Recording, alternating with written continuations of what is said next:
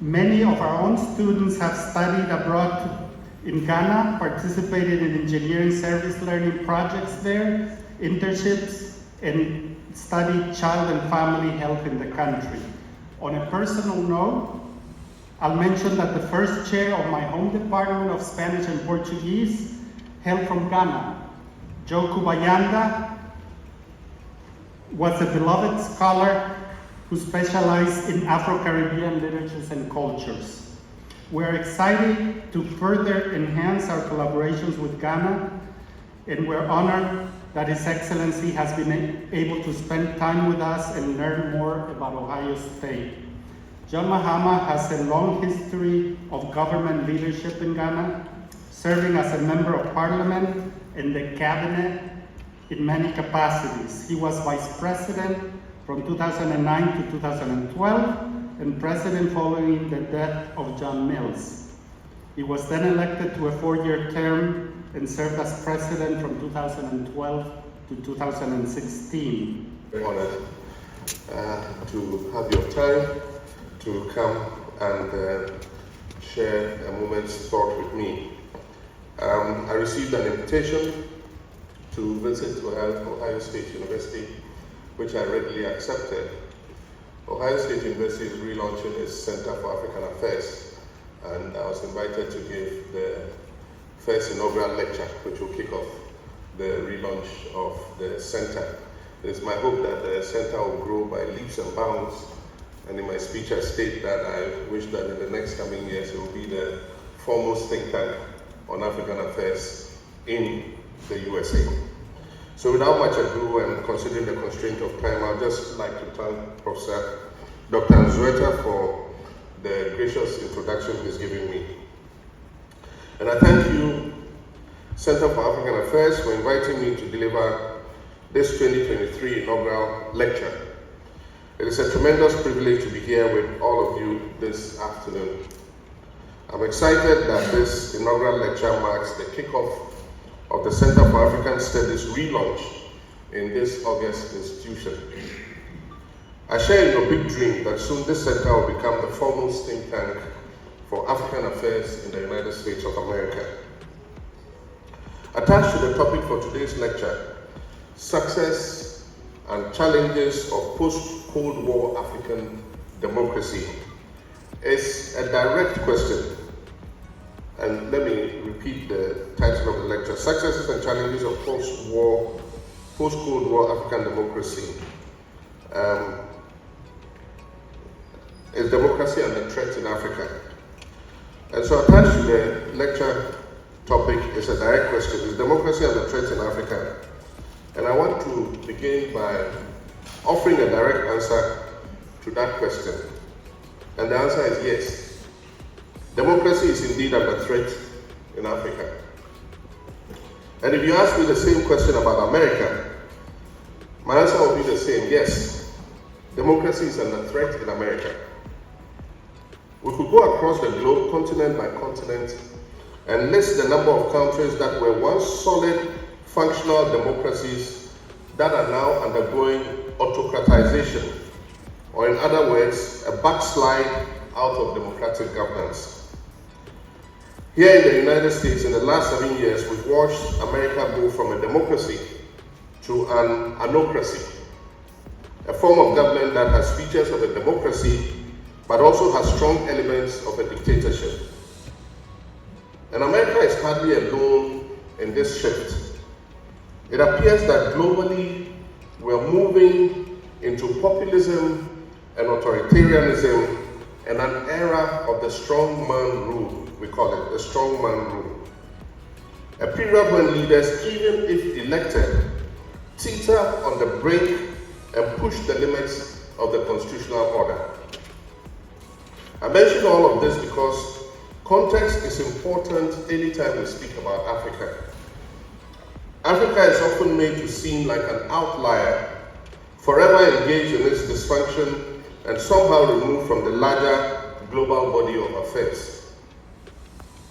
Africa is part of the global polity, and with the advent of the new media, cannot help but be influenced by its domestic circumstances and global trends. Nevertheless, what the collapse of democracy would mean to African countries in terms of development, mass migration, as well as the extraordinary challenges posed to the daily life of the average citizen, is far different from what it would mean to the rest of the world, particularly the Western world. Before we discuss the fate of our future, let's go back into the past, to a time spoken of as though it was years ago, but really it's less than a century ago. Let's go way back to our post-independence era, and that would be from like the late 50s until the middle 80s, when nearly all sub-Saharan African countries had gained their independence from colonial rule, except for Namibia, which did not achieve independence from South Africa until 1990. My country, Ghana, was the first, south of the Sahara, to gain independence from colonial rule on the 6th of March 1957. My study of history and the narration of my father and others who were directly involved in pre- and post-independence events described it as a time of great excitement and hope. There was high hope that the first black country south of the Sahara would blaze a trail of success and prosperity for its citizens. Unfortunately, that was not to be.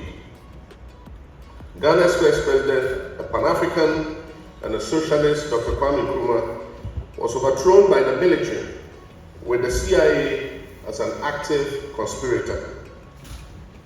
Just as Ghana led the way in the decolonization process, so too did it blaze the trail into coup d'etats, as one after another, African governments were toppled and replaced by military dictatorships. Some of these coup d'etats were quite bloody, resulting in the killing of many famous liberation leaders. These were the men who had galvanized the movements which ushered us forward to freedom. Men such as Patrice Lumumba, Amilcar Cabral, Felix Mumi, Sylvanus Olympio, and Samora Machel. These coups also effectively killed the dreams of success and prosperity that attended the post-independence period. The disappointment was deep and it was palpable. All over Africa, the next 3 decades, we witnessed a descent into poverty and decay, human rights abuses, and economic crises. I was just a child then, attending boarding school in Accra, when Ghana experienced its first coup d'etat in 1966. I had no idea what a coup d'etat was, but I can still remember hearing the word repeatedly on the radio. I remember the tension that was in the air, how the teachers and administrators in the school, how even our older students were forced to smile when we younger students walked into a room while they were listening to the radio announcer dispatching the news. I remember them holding discussions in hushed tones that were quickly silenced when we, the kids, walked into the rooms. I felt as though they were trying to protect us from some tragedy. Many of us assumed that it was the death of an individual, maybe somebody we all knew. Little did we know that it was the death of our self-pride as a nation and the way of life for many of our citizens. The coup forever changed my life. I know that it is one of the reasons I stand here today as a firm believer in democracy and the rule of law. Dr. Kwame Nkrumah was Ghana's first president. My father worked in his administration as a minister of state. Arising from the coup, he was removed from office and he was thrown in jail. That Easter vacation with my father in jail and my mother living in the northern part of the country and without transportation, nobody came to collect me from boarding school. All my fellow pupils were picked up by their family members, everyone except me. The headmistress attempted to deliver me to my father. When we got to our home in the Kanda Estates part of Accra, the home I knew was my father's, was occupied by military officers. The head mistress asked about my father, and the military man replied her gruffly in a hoarse voice, "Mr. Mahama does not live here anymore." That coup d'etat arrested the development not only of our country's infrastructure, but also the growth of our economy. It arrested the development of families, educations, careers, and the dreams of so many Ghanaians. It is a fact now that many of these coup d'etats were instigated by former colonial powers and their allies, whose vision of the future of these African nations differed from those of our leaders.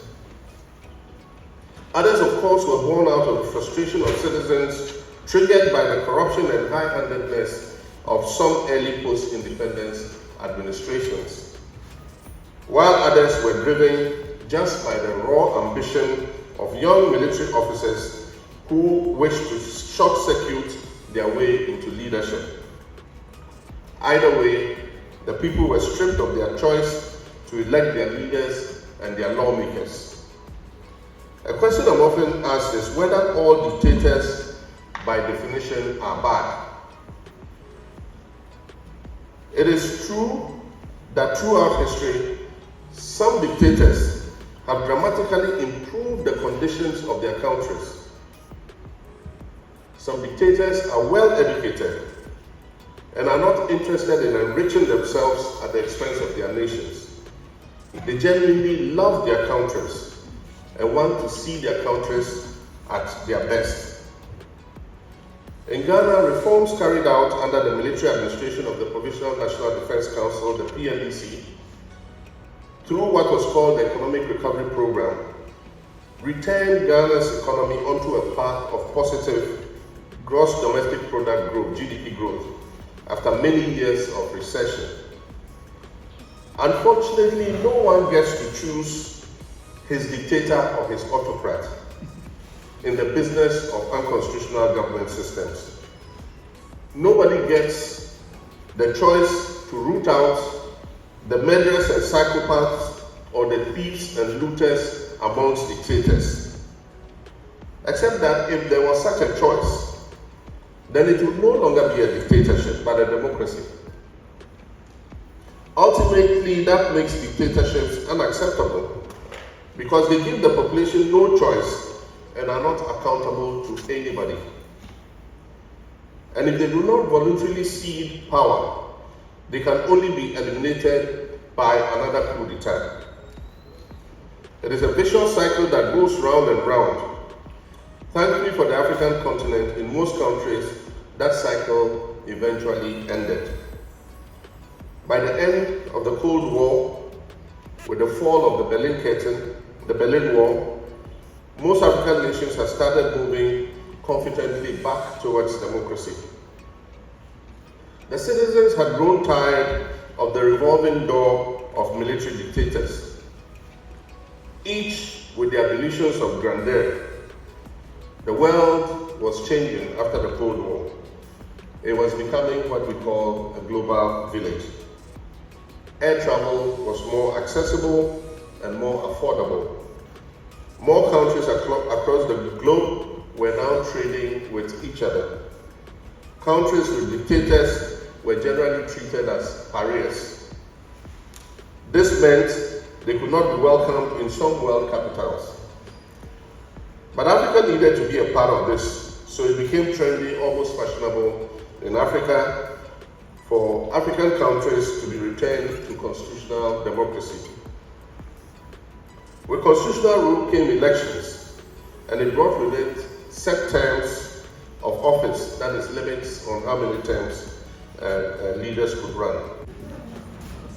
Thank you for your presentation, and I want to believe you touched on most of the causes for these unrest in some of these countries.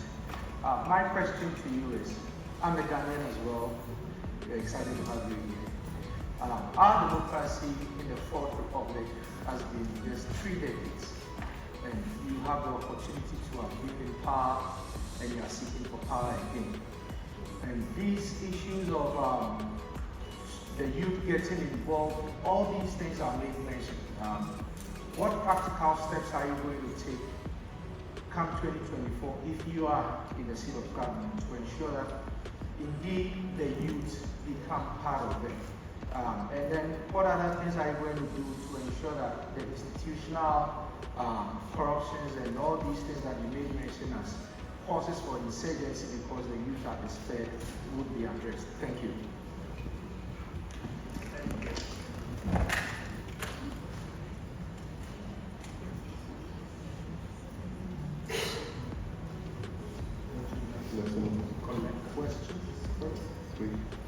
We'll take about 3 questions at a time.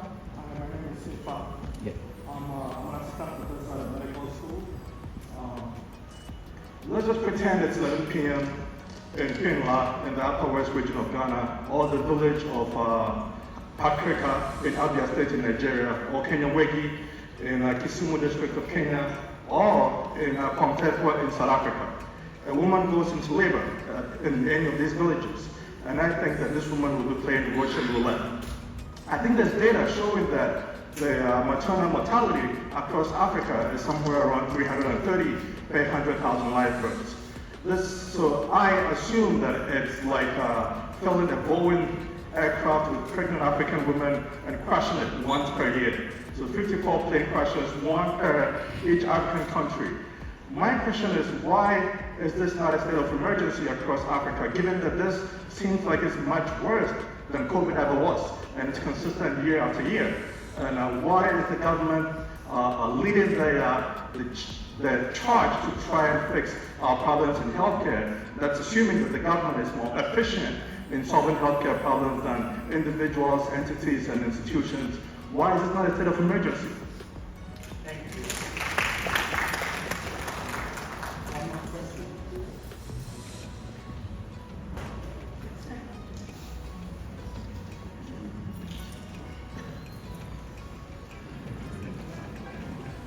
Your Excellency, good evening. My name is Albert Johnson. My name is Standover. Yeah, I was the first police PRO for the CIA headquarters in Ghana. I've also worked as the PRO for Upper East region, and I was also in charge of the task force in the Upper East before I was transferred to Northern region. In Ohio, the Arabaka. Orange. I attended school here, and I've been a state investigator in Columbus State. Presently, I'm working with the Philadelphia Police Department, patrolling one of the most crime-prone areas like Allegheny and Kensington. When I heard of former President Mahama coming here, I decided to come because I like him so much. But what I have to say is this. I remember when you were making campaign, he said you were going to shake the police, Ghana police. You cannot get a very good government without a good policing. Ghana police is really shambolic. Their recruitment process is very bad. And I've challenged this a number of times. I remember when I was at the PRO of the CIA protest, Mr. David Santia Pietu and the then IGP OSU contacted me to come up with something. So I came out with the Ghana government of anti-corruption with my picture on it, trying to educate the Ghanaian public on the do's and don'ts of police. So I'm urging you, President, no, you are coming back to power. Say amen. Because all the bad things that people said about you, they now know the truth. So we are coming back. So my plea is this: when you come, try to reform the Ghana police service. Try to reform the police. Okay, let me start with the first 3 questions, and I'll start with the issue of security and policing. I do think that yes, we have challenges with our police service, and you have been part of it, and so you have hit the nail on the head in respect of what some of those challenges are. One is the quality of people that we recruit. In the past, people went to the police service because they wanted a career in the police service. Now, because of the restriction in opportunities for employment, there are people who really don't want to be police officers, but they join the police service because they want a job and be able to earn a salary. And so their heart is really not in policing. And so recruitment is one of the major problems. Aside from that, we must give opportunity for all Ghanaians to be a part of our police service. And so we had experimented with recruiting on a regional basis. And so going to every region and recruiting and bringing them together. We made the training for police officers 6 months. And so you have to go through the mandatory 6 months training. In recent times, I've heard them short-circuiting the training to a shorter period and moving the people into the service without adequate training. And that can be a part of the problem. But also, it's not just the police service, it's also us, the public. A police service is as good as the public that cooperates with it. And sometimes a crime happens, or criminals live amongst us in society. If you don't give the information to the police service, there's no way the police service can root those criminals out.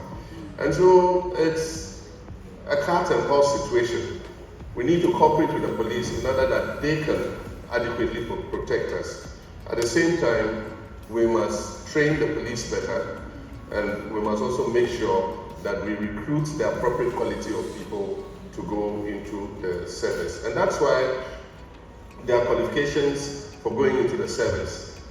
And they include a certain number of passes at the senior secondary level, and also English and maths. Unfortunately, sometimes those things are short-circuited. And so you go and meet policemen out the counter in the police station who cannot even do inputs into the station diary.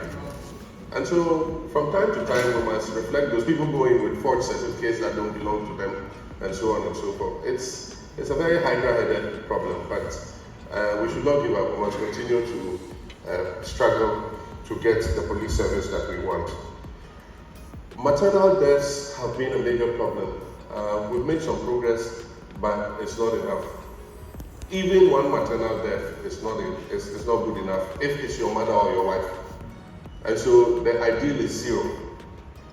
But there are various factors that are responsible. One is access to healthcare. And that's why under my government, we decided to build more CHIPS compounds. And so in the 8 years that we're in office, we built almost 2,000 or more CHIPS compounds. CHIPS compounds are these small health compounds where we send trained nurses so that when a woman is pregnant, or little illnesses like malaria and other things are treatable in these CHIPS compounds. And also train the nurses to recognize the danger signs of complication in pregnancy so that the mother can be evacuated early enough to a referral hospital. And that has saved many mothers and helped to bring maternal mortality down in Ghana. But like I said, we must continue working. Healthcare is not only about access, it's also about the training of the professionals that work in the health facility. And aside from that, it is also important that we have quality facilities for healthcare. For instance, in the CHIPS compounds, we need V-scans to be able to look at the positioning of the baby and know if the baby is presenting properly or there's going to be a complication in birth. Up to now, there are places where they put that little thing in the ear and put on the stomach to hear the heartbeat of the baby. And so it's modernization, but with a population of 29 people, a limited budget and resources that must go into education, must go into healthcare, must go into agriculture, must go into tourism, must go into all the other sectors that we have. Sometimes there are limits to which this progress can be made. Under my presidency, we did our best to build new hospitals across the length and breadth of the country so that people could have better access to quality healthcare. We opened more nursing training colleges so that we could train many nurses to be able to man these CHIPS compounds and these hospitals. Unfortunately, the current economic crisis is leading to an exodus of these professionals that we train. And so if you look, the recent record shows that many nurses and doctors, again, are leaving our shores and going out to look for greener pastures. And so we can't give up, because it may be your mother next who dies in childbirth, or it might be your wife next who dies in childbirth. And so as leaders, we must continue to work to make sure that no woman dies. There's one of the hospitals that I built, the Shai Osudoku Hospital, and for several years recurring, they did not suffer one maternal or infant death. And so they were awarded a special certificate in recognition of the diligence that they were exercising in making sure that no woman died or no child died. And so I hold them up as an example that all health facilities should, attend to recognize what they've done and follow suit. The next one is about practical steps to empower young people. A lot of the challenges we're facing with our youth is a result of the tradition and the educational heritage that we took from our colonial masters. It was a grammar school education that sent you to school to learn various subjects, continue into polytechnic or into university, and then graduate, and then go and work in the public services or for some private sector organization. Now, what we realize is that not every child has the potential to continue into tertiary education. There are some children whose talent is not in sitting and learning endlessly. Their talent is in their skills, in their hands, in talents, in sports, in technical and vocational skills. And so the German system, where as the children are going through school, they are being given skills to enter the world of work, is a much preferable system. Because if the child is unable to continue into tertiary education and comes out, then he can set up a job as a plumber or as an electrician or as an auto mechanic or as a technician. There are many options that he can take to. And so that's why one of the things we did was to clear a path for students who wanted to take the technical path. And so we changed the polytechnics, because one of the major problems was that if they went to polytechnic, they came out with an HND. And there was a problem of placement between HND and degree holders. And so the HND was generally considered to be lower than a degree. So we said, okay, you can take the technical path. If you go to the technical university, you can do HND or you can do a degree in a technical subject, auto mechanics or whatever it is. So now they have a clear path where they can leave secondary school, go to technical school, go to technical university, and come out with a degree in mechanical engineering, or come out with an HND, higher national diploma in mechanical engineering. And so that makes that path easier for them to follow. The problem is how to attach that technical training to the secondary level. We don't have enough technical instructors to teach the technical subjects at the secondary level. And so that's the main problem. So they come with their drawing boards and everything, but in many of the schools you don't have the teachers to teach the technical subjects. And so we set up, Professor Mill set up a training college for technical instructors in the new Ibrahim area. He started it, I completed that training college. Unfortunately, when we finished it, we hadn't done the first enrollment before we left office. One would have thought that this government would continue, but then they started the fight against Galamsey. And I hear that currently they have put the anti-Galamsey task force in that training college that was supposed to train technical instructors. And so when I went on campaign to New Ephraim, I served notice that the anti-Galamsey people should get ready. If I do win power, the first thing I'll do is to come and kick them out of that training college. And send the technical instructors there to train so that we can send them across to the secondary technical schools to teach the children. Apart from that, we need entrepreneurship training.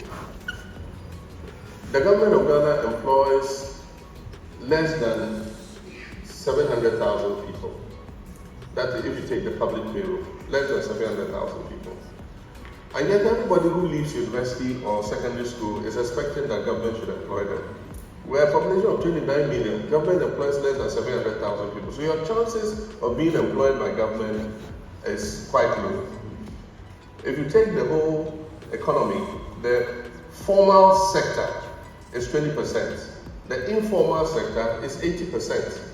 So if you take the private sector, that is formal employment, the banks, the private companies and everything that are in the formal sector with governments and everything, it's 20% of the population. And so it means that if we can't grow the economy fast enough to expand that formal sector of 20%, then most people who come out are going to have to go into the informal sector. And the only way you can help them to be able to survive in that sector is to provide them with entrepreneurial training. Our children should be able to come out of school and have the training to be able to set up their businesses and become employers instead of employees. And so those are some of the innovations that we need to look at to empower our young people. But apart from that, we must grow our economies according to the World Bank, above 8% per annum to be able to create enough opportunities for everybody to get work. Aside from that, like I said in my speech, we must promote inclusiveness. The country belongs to all of us.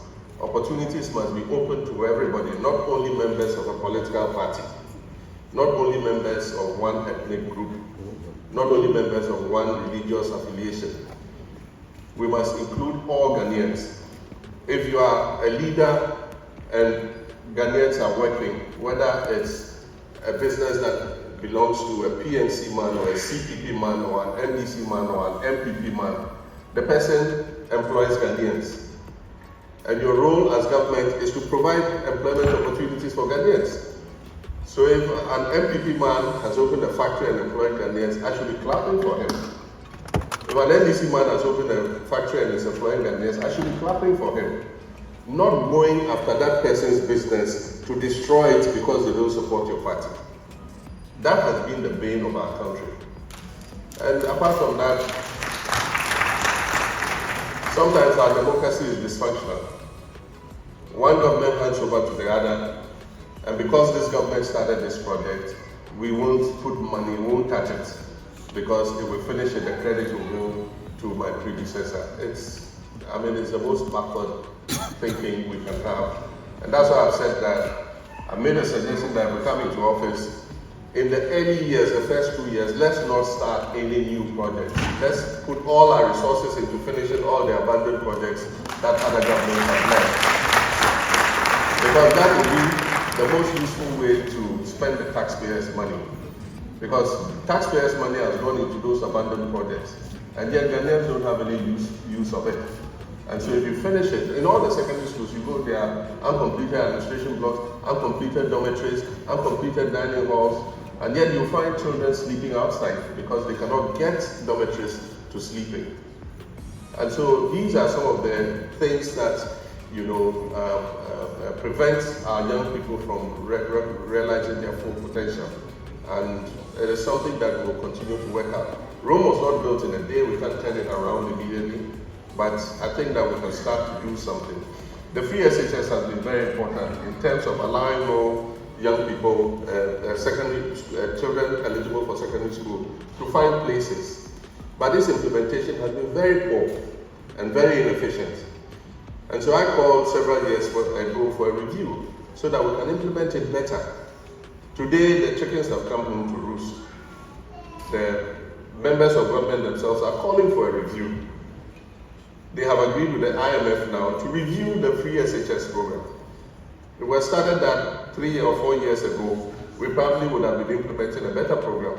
But when I said we should review it, they said review in their understanding of the word means abolish. So President Mahama is coming to abolish the free SHS. Of course, that was political partisanship. But we love our country and we'll do our best for our country.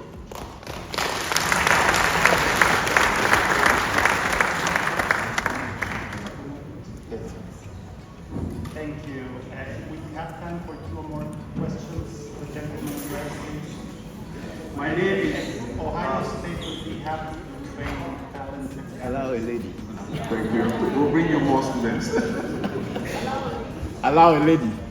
My name is XW Nandara from Ghana Military Police, the former head of K9 Narcotic Control Board, now NACOP, and then a CI at the Office of the President.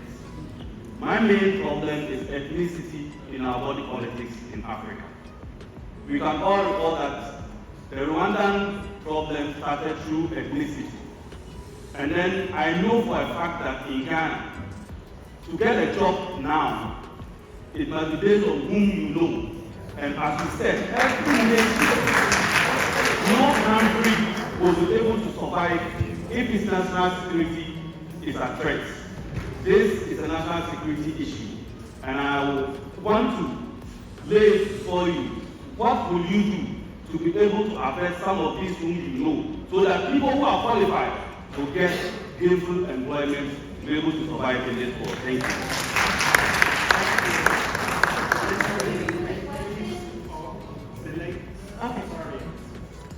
First, thank you so much. The question short, please. Okay. First, thank you so much, Your Excellency, for coming. My name is Bafa Sophie. I'm a political science student here at the Ohio State University, and I'm originally from Ghana. I was born there. So my question to you is, what is your perspective on the international community's role in boosting democracy in Africa, especially as Africa grapples with the quest for genuine autonomy and faces growing Chinese influence and presence on the continent? How do you believe Africa can foster optimism and resilience? Excuse me.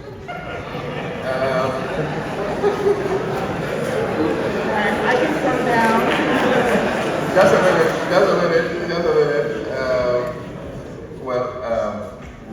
We all speak English, but our tonations are different. I mean,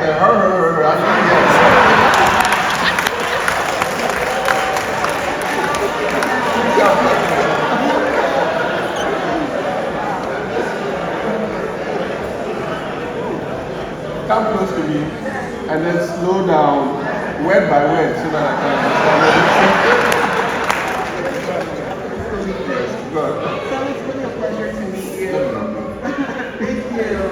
So what is your perspective on the international community's role in fostering democracy in Africa, especially as Africa grapples with the quest for genuine autonomy and faces growing Chinese influence and presence on the continent? How do you believe Africa can foster optimism and resilience? In your own words, you mentioned on Africa Day 2023 that hope resides in Africa. Can you elaborate on this statement, please? Thank you.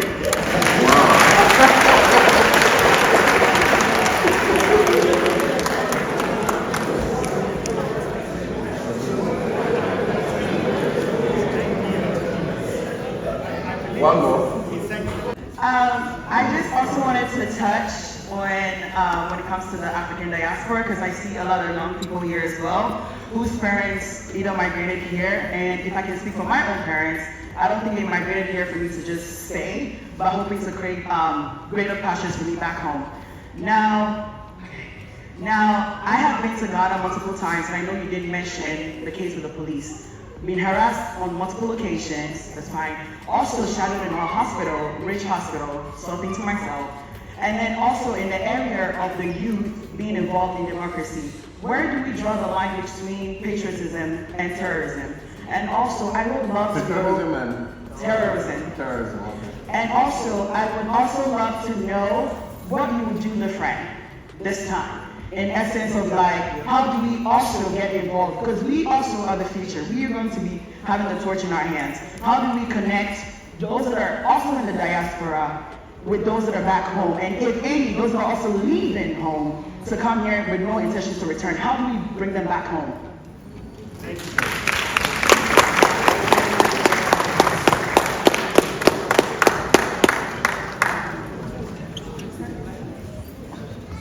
Your Excellency. I think he wants to address these three questions and maybe I did too. some time to go one more round. Thank you. Okay, Justin. Oh, go ahead. Thank you very much. The first question was about ethnicity and who you know. It is a canker that affects our country, and there are members of parliament here, Surini is here, former members of parliament. You represent a constituency, and there's something going on, a recruitment or there's admission to schools, and somebody comes to you and says that, I want you to talk to the principal of this school to take me because it's who you know. You see, you are rather creating the who you know, because you anticipate that it is going to be based on who you know. You go and also see somebody in a position of influence to go and influence that you be taken. And that is a canker that we need to deal with. It is because of the weakness of our institutions. Obama came to Ghana and said, Africa doesn't need strong leaders. Africa needs strong institutions. The beauty of the society in which you live is that the institutions work. If you breach the law, the FBI will come after you. Doesn't matter if you are Obama's daughter or you are any ordinary person's child. They'll come after you. If you apply for a passport, they'll tell you get it within this number of days, it will come in the mail, and it will come in the mail. If you go before the court, you expect that you'll be dealt with fairly, not because of whose child you are or whose grandfather you are. That's why institutions work. And so in the Fourth Republic, we embarked on a journey of strengthening our institutions. Unfortunately, I cannot give a good record to our institutions at present because they've been politicized. We have criticized several very partisan people who have been appointed to the Electoral Commission. People who have been in the thick of political affairs, wearing party colors. The Electoral Commission is supposed to be a neutral arbiter in elections. How do you expect such people to be neutral arbiters when we hold elections? These are people who are patrons of one political party in higher institutions, and yet nobody cares. It's only us who talk. Civil society was quiet for a long time. Religious leaders who were very vocal when I was president suddenly developed toothache and stopped talking. What is right is right. What is wrong is wrong. It doesn't matter who the leader is. And if we love our country, we will continue to say white is white and black is black. It doesn't matter who is in office. Unfortunately, that's not the case in Ghana. When the party we want is in power, we go quiet. When that party is not in power, then we are vocal all over the place. And so we can't build a country like that. I was criticized very aggressively, but I took it in my stride because it's an occupational hazard for a leader. I mean, if you don't want to be criticized, then don't go into leadership. Don't go into politics. You know, those I could respond to I did. Those I couldn't. I mean, if I wanted to respond to all the things he said, guinea fowls fly to Burkina Faso, I'll go and look for the guinea fowls and come back. Ford Drive hotel in Dubai and all those things. If you want to focus on even the lies and misinformation that is told about you, you would not have 1 minute to spare solving the problems of the country. And so it's an occupational hazard for us. We need to work to build the institutions. We must appoint people who have not been openly partisan to some of these institutions so that they are able to do what we designed those institutions for. I mean, you should see what happened in the case of the diaspora person from Canada who went back to stand in his constituency. Judge Chukwese. Recently, judges themselves are pointing out that there was a travesty of justice. He came back, he was going to run, he applied to renounce his citizenship. The Canadian government responded and acknowledged receipt of his renunciation. After that, they're supposed to issue a certificate, but the certificate is not relevant. Once you renounce, they've acknowledged, that's it. You're no longer a citizen. He returned his passport. And he went and filed his nomination. And they petitioned and said he's not qualified because he's a dual citizen. And so the EC, as it does, put together a panel, summoned him, and said, you have been accused of being a dual citizen. And then he showed them his letter of renunciation, the acknowledgement of the letter from the High Commission, the return of his passport and everything. And by that time, when the EC sat, his certificate, luckily of renunciation, had arrived. And EC said, "You are qualified to stand." And so he went and stood. And then when the parliamentary results were announced, it was 137, 137. The ruling party suddenly realized that the election of speaker was going to be in jeopardy. So we must get one of these guys out by all means. Everything else that has happened, manipulation of the judiciary, is just to get this poor guy out of office. And the persecution he has faced is a reflection on all of you, because any of you could be in that situation as he has been. And so, when we talk about the judiciary and some of the things that happened, recently, Justice Atuguba and Co have been talking. The Electoral Commissioner is a public officer, is accountable to the people of Ghana. The Electoral Commissioner cannot say, "I won't go into the witness box and defend my service." It hasn't happened. Then you have no business being the Electoral Commissioner. And yet she said she won't go into the box. And you should see Supreme Court judges defending the Electoral Commissioner. You can't have accountable government like that. And so when we talk about the judiciary, it's not because we hate the judiciary, but we want what is right. And so we need to build strong institutions. Africa vis-a-vis the international community. Our first president said, we look neither east nor west, we look forward. East are our friends, west are our friends. I don't think that Africa should be made to choose between east or west. We want to develop our country. As president, if I came to the United States for bilateral cooperation, the United States would help with technical assistance. They will give you support for your health system. They'll give you support for water systems. They'll give you support for your education system, help you with books and so on and so forth. But if I want resources to be put into infrastructure, to build a railway or to build a road, I won't get it from the United States. I'll get it from China. I'll get it from India. I'll get it from Brazil. And so, who says I should quarrel with China or quarrel with India when I need the resources to build a harbor or a new airport or a railway or a road? I can get that kind of money from those people. So they are all our friends, and Africa must work to its advantage. We want investors from east, from west. Let all of them come. We will not make the enemies of, we will not make somebody's enemies our enemies. We want to be friends with everybody. If you have your enemies, that's your problem. They are not our enemies. And if we have our enemies, we won't force you to be enemies with our enemies. And so we look forward, we don't look east or west. The next government's job is cut out for it. In this country, somebody said it's the economy stupid. In Ghana, the economy stupid.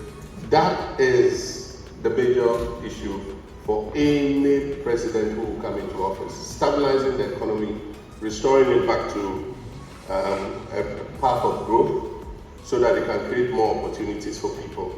So that's the first. But the second is, after the last several years, it is obvious that we need governance reform. We need to look at our constitution again.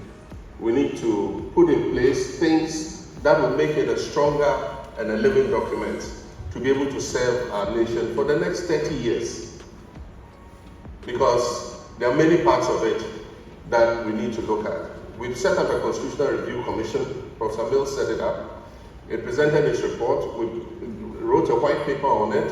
We set up a Constitutional Review Implementation Committee. And then somebody took us to court. That's the beauty of Ghana. And put an injunction on government from continuing with the Constitutional Review. And so we have to wait. The case was adjudicated in October or November 2015, by which time we had just 1 year to go to elections. And so it was too late to pick up the pieces and push through the review. So we decided at Cabinet that we will leave the constitutional review to the next president. And it's been 7.5 years now. The current president just picked the part on political participation in district assembly elections. That's all he was interested in. And he tried to put that, because he didn't get the support of the opposition, he dropped it. The other parts he took was the creation of new regions and created an additional 6 regions. That's all. But there are many other parts. There's the issue of Article 71. What do we do with Article 71? Because Article 71 has created 2 types of public officers. You have the constitutionally recognized Article 71 public officers, and then you have the others. The others have their salaries determined by the Fair Wages Commission. And then Article 71 are determined by a committee that determines their emoluments. So there's a disparity between the two.